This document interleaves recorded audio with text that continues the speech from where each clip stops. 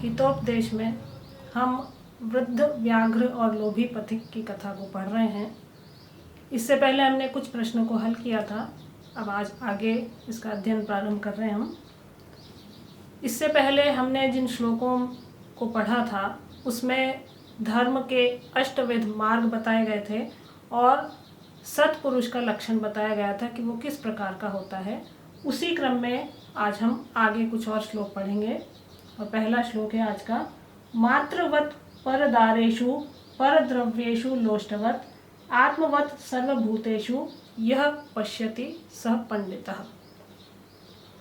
ये व्याघ्र का कथन है और वो पथिक को कह रहा है क्योंकि वो उसका शिकार करना चाहता है, इसलिए उसको वो आश्वस्त कर रहा है कि मैं अब धार्मिक प्रवृत्ति का हो गया हूँ और मैं दूसरों के विषय में ही सोचता हूँ। तो उसी क्रम में हम आज आगे पढ़ रहे हैं कि यह परदारेषु मात्रवत, यह जो मनुष्य परदारेषु दूसरी स्त्रियों में, पराई स्त्रियों में, मात्रवत माता के समान, परद्रव्येषु लोष्टवत और दूसरों के धन में, पराये धन में लोष्ट के समान, मिट्टी के ढेले के समान, सर्वभूतेषु आत्मवत पश्यति और सर्वभूतेषु सभी प्राणियों में आत्मवत अपने समान पश्यति देखता है। तो जो मनुष्य पराई स्त्रियों को माता के समान, पराये धन को मिट्टी के ढेले के समान और सभी प्राणियों को अपने समान समझता है या देखता है, सह पंडितः, वही पंडित है या वही सत्पुरुष है। तो सत्पुरुष का लक्षण हमने पहले भी पढ़ा था और यहाँ पर और स्पष्ट किया गया है कि जो दूसरी स्त्रियों को माता के समान, दूसरों के धन को मिट्टी के ढेले के समान और दूसरे सभी प्राणियों को अपने समान समझता है, वही पंडित होता है, वही सत्पुरुष होता है।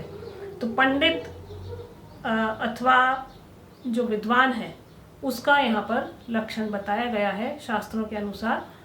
और आगे का श्लोक है, दरिद्रान भर कौन्तेय मा प्रयच्छेश्वरे धनम व्याधि तस्यौषधम पथ्यम निरुजस्य किमौषधैः।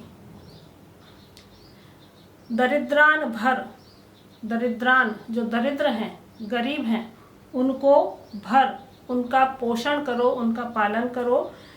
ईश्वरे धनम मा प्रयच्छ, और ईश्वर को मा प्रयच्छ मत दो। क्या मत दो? धनम, धन मत दो। तो जो आपके पास धन है वो गरीबों के पालन पोषण के लिए रखो और ईश्वर को प्रदान मत करो। व्याधि तस्य औषधम पथ्यम, व्याधि तस्य जो व्याधि से ग्रसित है, जो रोगी है, जो रुग्ण है, उसके लिए जो औषधम, औषधि है, पथ्यम वो हितकारी होती है। तो किसी रोगी के लिए कोई औषधि प्रदान की जाए उसे, तो वो उसके लिए हितकारी होती है, उसके रोग को दूर करने के लिए होती है।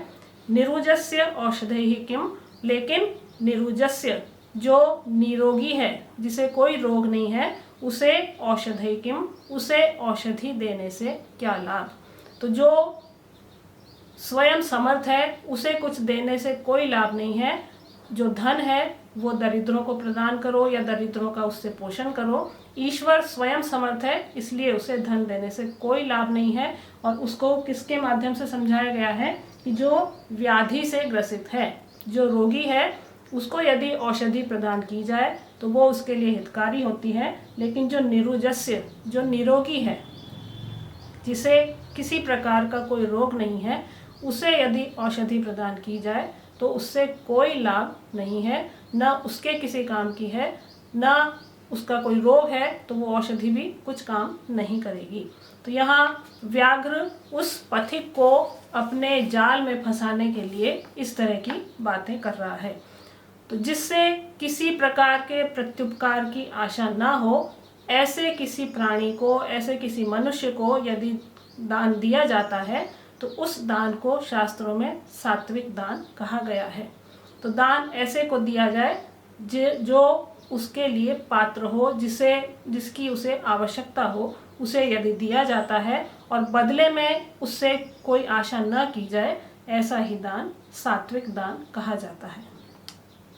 इसके बाद जैसा हम पहले भी पढ़ रहे थे कि कथा साहित्य है, यहाँ पर श्लोक भी हैं और गद्य भी है। तो ये गद्य है जो मैंने यहाँ पर इस तरह से लिखा है, उसका मैं वाचन भी कर रही हूँ और उसका अर्थ भी समझा रही हूँ। तदत्र सरसी स्नात्वा सुवर्ण कंकणम गृहाण। तदत्र इसलिए, अब व्याघ्र जो है वो पथिक को कह रहा है कि इसलिए सरसी स्नात्वा, इस तालाब में स्नात्वा नहाकर, सुवर्ण कंकणम गृहाण, सोने का कंगन मुझसे ग्रहण कर लो, मुझसे ले लो। ततो यावदसौ तद्वचः प्रतीतो, ततो तब, उसके बाद में, असौ वचः उसके वचन सुनकर, उस व्याघ्र के वचन से, प्रतीतौ विश्वास करके, उसके वचनों पर विश्वास करके, लोभात सरह स्नातुम प्रविशति, लोभात लोभ के कारण, उस सोने के कंगन के लोभ के कारण, स्नातुम प्रविशति सरह, वह जो पथिक था वो उस तालाब में स्नान करने के लिए प्रविष्ट हो गया। तावन महापंके निमग्नः पलायितुम अक्षमः। तावन और तब, महापंके उस तालाब का जो महापंक था, बहुत अधिक कीचड़ था, उसमें वो निमग्न फंस गया, और पलायितुम अक्षमः और निकलने में अक्षम हो गया, असमर्थ हो गया। तो कीचड़ में वो दलदल में फंस गया पथिक, और उसमें से निकलने में वो असमर्थ हो गया, उसमें फंस गया। पंके पतितम दृष्टवा व्याघ्रो अवदत्।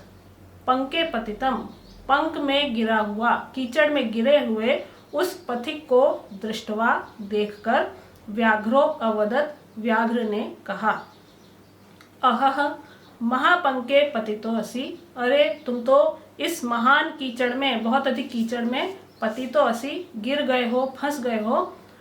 अतः त्वाम अहम उत्थापयामि, अतः इसलिए, त्वाम तुम्हें, अहम उत्थापयामि मैं उठाता हूँ, या मैं यहाँ से तुम्हें बाहर निकालता हूँ। इति उक्त्वा ऐसा कहकर, शनैः शनैः उपगम्य, धीरे धीरे, उपगम्य उसके पास जाकर, व्याघ्र जो है पथिक के पास जाकर, तेन व्याघ्रेण धृतः स पांथो अचिंतयत्। तो जब धीरे धीरे वो व्याघ्र उसके पथिक के पास गया, और व्याघ्रेण धृतः उस व्याघ्र ने उस पथिक को धृतः पकड़ लिया, तब पांथो अचिंतयत् उस पथिक ने, उस राहगीर ने, अचिंतयत् सोचना प्रारंभ किया, या वो सोचने लगा। तो जब व्याघ्र ने उस पथिक को अपनी बातों के जाल में फंसा लिया और उसे आश्वस्त कर दिया, विश्वास दिला दिया कि मैं अब हिंसक नहीं रहा हूँ और मैं धर्म का आचरण कर रहा हूँ, तो मैं तुम्हें दान देना चाहता हूँ और बदले में मुझे तुमसे कुछ नहीं चाहिए। तो इस तरह की बहुत सारी जब बातें व्याघ्र ने पथिक को कही, तो पथिक उसकी बातों में आकर और कंगन लेने के लिए उस तालाब में स्नान करने उतरा, लेकिन वहाँ पर वो कीचड़ में फंस गया, और कीचड़ में फंसते ही व्याघ्र ने उसे पकड़ लिया। और उसके बाद में पथिक सोचने लगा। अब क्या सोचने लगा वो हम अगली बार पढ़ेंगे।